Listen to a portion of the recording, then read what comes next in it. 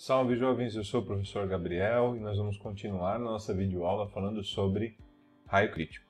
Então, até a aula anterior a gente tinha discutido o que significava o raio crítico, que era uma coordenada que me indicava a condição onde eu transfiro a máxima quantidade de energia para uma troca de calor radial. Num cilindro, que é o caso que a gente está estudando, mas o efeito também pode acontecer numa superfície que seria uma calota esférica. Muito bem.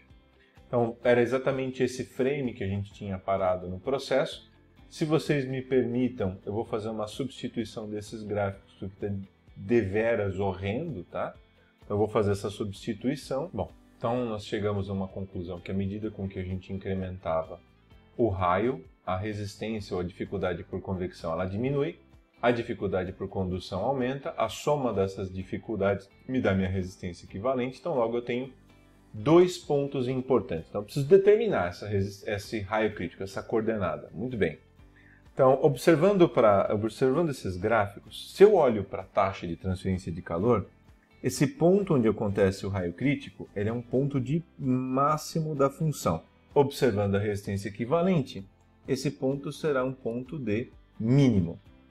Para uma condição de cálculo básico, a gente sabe que numa função matemática, um ponto de máximo ou um ponto de mínimo ele é sempre determinado pela primeira derivada da função.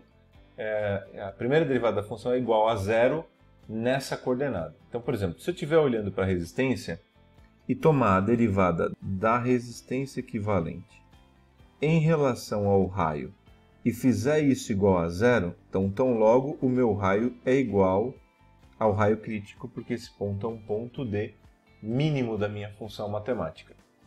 O mesmo passo eu posso fazer para a taxa de transferência de calor. Para a taxa de transferência de calor, a primeira derivada em relação ao raio, se eu fizer esse raio igual ao raio crítico, então logo essa condição tem que ser igual a zero. Tanto uma quanto a outra, né, arbitrariamente, você pode escolher ou a primeira ou a segunda para determinar a posição dessa coordenada desse raio crítico. Eu vou optar pela primeira condição porque é mais fácil de tomar a minha derivada, embora para a taxa seja a mesma ideia. Então, tudo que eu estiver estudando é constante, à exceção do raio externo, que é o errinho do nosso desenho, né? Se você não lembra, volta no primeiro vídeo e dá uma olhadinha. Muito bem. Então, eu vou pegar a minha condição e vou fazer a minha primeira derivada igualando isso a zero. Então, vou expandir os termos para deixar um pouco mais agradável. Então, minha resistência equivalente ela é igual à resistência por condução, que é 1 sobre 2π LK ln do raio externo pelo raio interno, mais a troca de calor, a resistência por convecção, que é 1 sobre H 2πr. Ambas nós já vimos, né? Já estavam por aqui, nós calculamos, ou na verdade eu indiquei a expressão, qual era a área e assim por diante. Muito bem.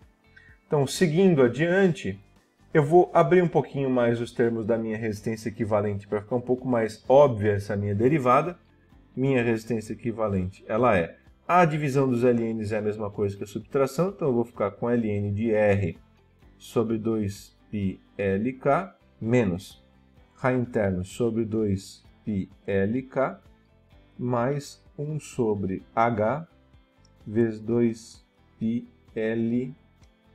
Eu vou tomar a derivada em relação ao raio. Todas as outras variáveis são constantes. A primeira coisa que eu já olho para essa expressão, e por isso eu abri, se você observar esse elemento aqui,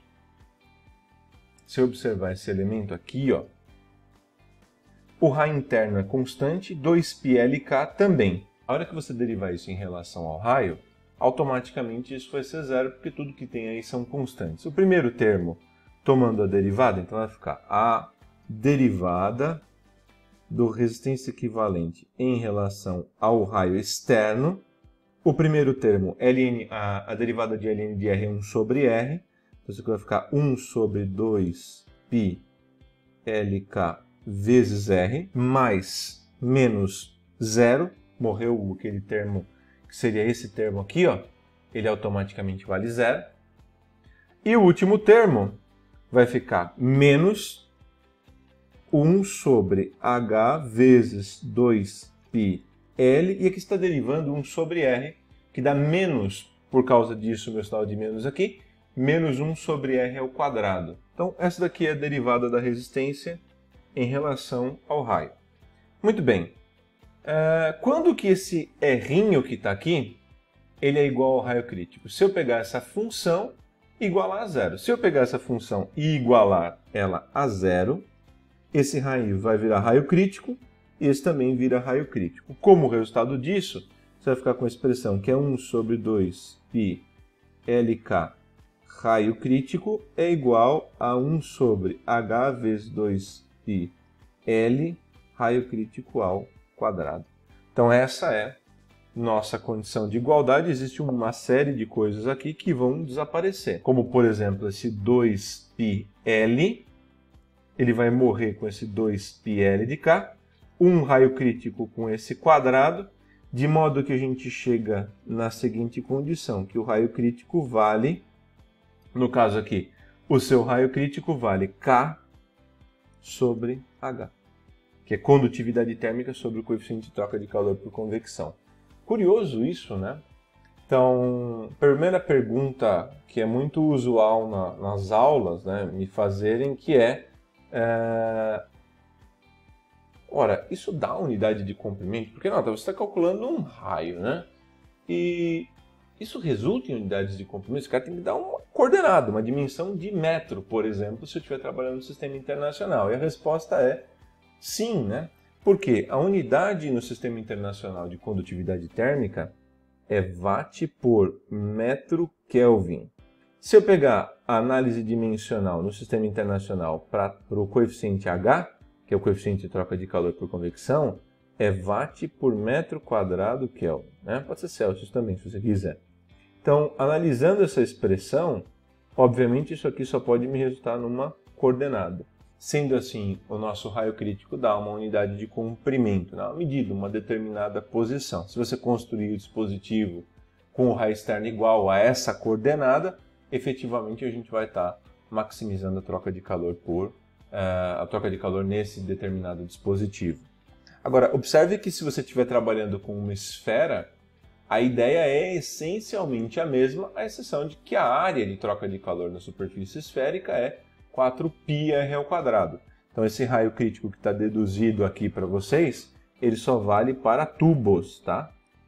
Então a condição válida só para tubos. E se eu tiver uma esfera? Se eu tiver uma esfera, né?